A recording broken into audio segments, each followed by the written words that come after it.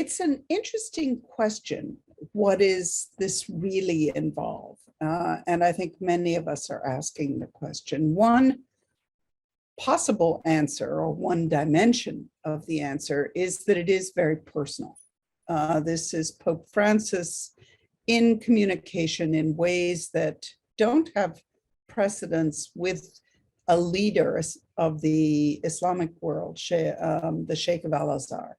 So it is therefore very personal, breaking through barriers that have existed in the past, with a very personal flavor of friendship and collegiality. Obviously, the intent goes far deeper, and it addresses the conflict and polarization in the world today.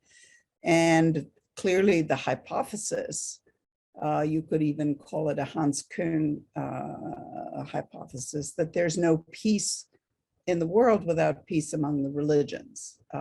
And one could also add within the religions. And that brings you to the broad topic of interreligious dialogue or intra-religious dialogue, to try to address some of the barriers. And I think the word encounter suggests that it starts in a very personal way, with people knowing each other and speaking to each other, and perhaps even more important than speaking to each other, listening to each other and hearing each other, and therefore establishing much richer sets of relationships.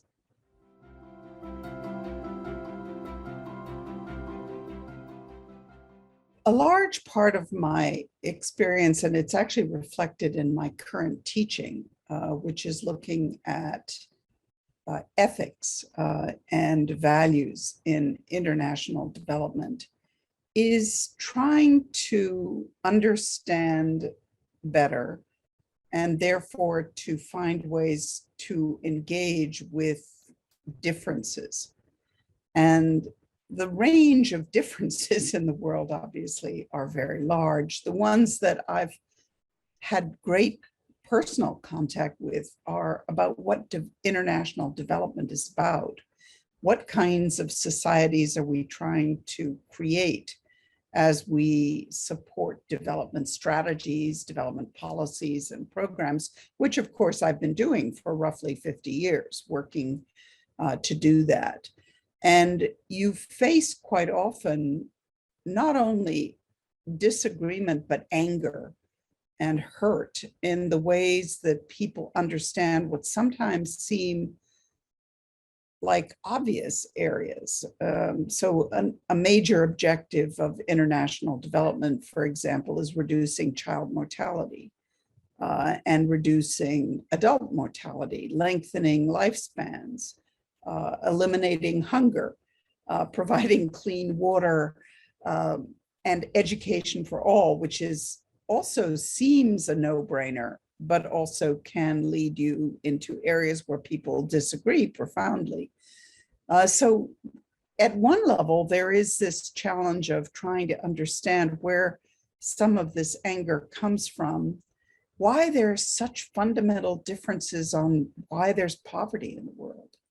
What does poverty mean? What does wealth mean?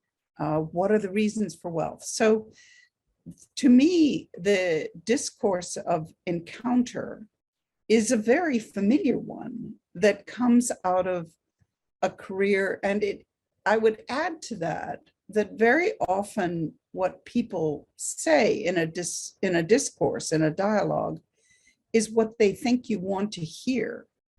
But then you realize afterwards that that was not really what they meant, that it was tied too much to their hopes of gaining money and of being liked, all of the reasons that people will say things that they don't really mean. And so in a dialogue of encounter, a culture of encounter would involve going deep enough into relationships and into dialogue so that you start to understand better the different levels of understanding the facts, the evidence people use to bolster that, and overall then their worldview and their hopes and dreams of where they want to go. One of the issues that is a part of geopolitics, it's part of the world, that clearly a dialogue with China or a dialogue with Brazil has somewhat different characteristics than one with Gambia or with Malawi or with Laos. In other words, the size and weight of countries also determines quite a bit about the ways in which a dialogue will proceed. But in addition, we spent a lot of time, and we had a privilege, which very few would be able to have because of the nature of our relationships with some African countries, where we had what we called days of reflection, journée de réflexion, where we were met as a team with the entire government of several countries for a week, where we tried to understand better what it was that was the source of some tensions and of poor performance on both sides sometimes. So one way that we did that, which I think was a fascinating exercise, was one where you did what we called an exercise of mirrors, where you asked the Gambian government, for example, how do you think that the World Bank team sees you? And you asked the World Bank team, how do you think the Gambians see you? And so the Gambians said the World Bank people think we don't really care about poverty, that we're primarily interested in money, that we're corrupt, that we don't have very much knowledge. And the World Bank people said they think we're arrogant, that we don't listen, that we throw our weight around. And these were the self-understandings of each group about how they were seen, which were much deeper than I think people had anticipated. In other words, there was a lot more insight than expected.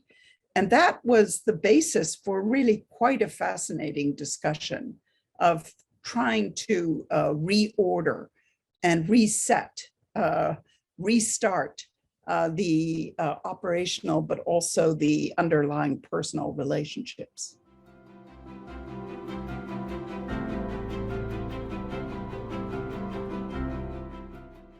I seem to have spent my life negotiating differences, but let me take two examples. One of them that we're currently very much involved in is working with religious actors within the context of the family planning, now FP 2030, and the Ouagadougou Partnership on Family Planning, and trying to understand the politics around family planning. And I would put that, frankly, within the Catholic Church, obviously, as well. That starts with conflating terminology so that population control is a third rail term, but so family planning for many means abortion, which of course for most of us it doesn't at all. Family planning is not about abortion. So finding ways to navigate the language and therefore to come to a better understanding of the role that religion is playing in people's decisions at a very personal level about their lives. So that has been one area of negotiation. People used to ask me sort of what was successes and what were failures in some of our dialogues. So I'll stick with the failures for this point. But one that I remember well and that sticks in my mind is working on Mozambique in the period after the Civil War had ended. And Mozambique at that point was extremely dependent on donor support in order to survive. 80%, I think, of its financing was coming from the international community at that stage. It was very, very poor. And we were therefore in a position, because we were chairing a consultative group, of considerable influence and power.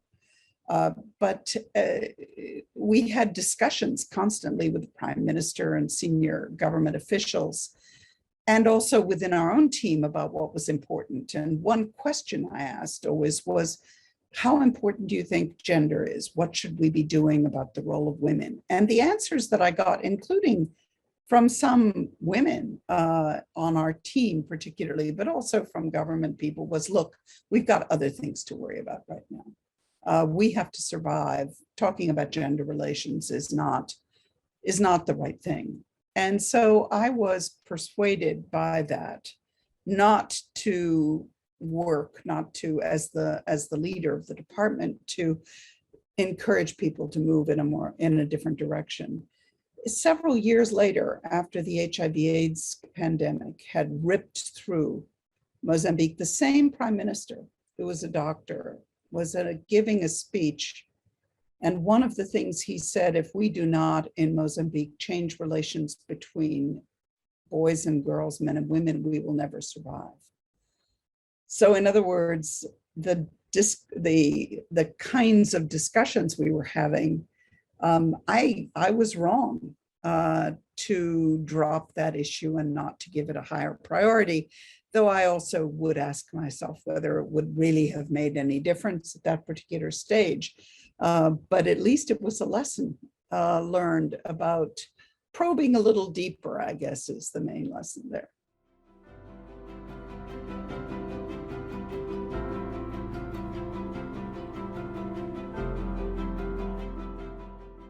Those are large questions. Let me at least look at two dimensions that do come to my mind and reflect my experience. The first one is a fascinating experience I had over many years with the Fez Festival of Global Sacred Music, which started after the first Gulf War in Morocco, but really took up much more force after 9/11. And it was an annual music festival, which had associated with it a dialogue forum that was led by a Sufi anthropologist, Fawzi Scully. And I was the co-moderator of the forum. So he and I complemented each other in odd ways. But the idea was that, inspired by the music, that people would be willing to speak in different ways. And this took place under an enormous Barbary oak in a beautiful palace in Fez, Morocco. And it brought together an extraordinary range of people who, in fact, did speak to each other in different ways because of the environment, the ways in which it was set up. Fawzi is very much, I call him jazz as opposed to a concerto. You never know what's going to happen exactly. And it was the flexibility and the inspiration of the tree and the birds singing in the tree that really had people coming up with new and different ideas. The problem there was to capture the ideas and to pursue them. But it was a very inspiring experience, and it lapsed for a while, partly because there's so many music festivals and very few of them have the assets that this one did.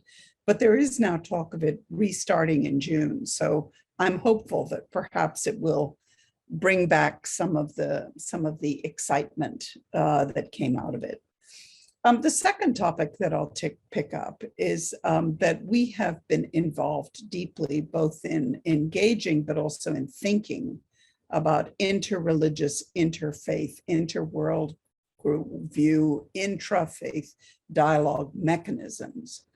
We did a large report on that some years ago. I worked very closely with Religions for Peace, which is the most significant interreligious organization at this point, but with a number of others, and also with many networks that are working, again, to bring religious traditions together, but also to bring them together in relation to the world's problems. And I think there's a great deal to learn from both some of the successes, but also some of the weaknesses. There's, first of all, so much cynicism about interreligious dialogue. People call it blah, blah, that it's all talk, no action, very difficult, lowest common denominator, great difficulty sometimes in addressing the third rail issues. But on the other hand, there also are so many of them at many different levels, very, very local, very global, transnational, national. So I think that working with and really trying to take some of the interfaith dialogue, actually Alberto Maloney in Italy, who's a professor, refers to it as, he says, interfaith dialogue always travels the first mile. But what ways do we have to try to move to the second mile, which is where you can really bring the communication skills, the understanding, the friendships, and the understanding or the readiness to understand what the world's problems are, whether it's poverty or water or values in education, and translate them into practice.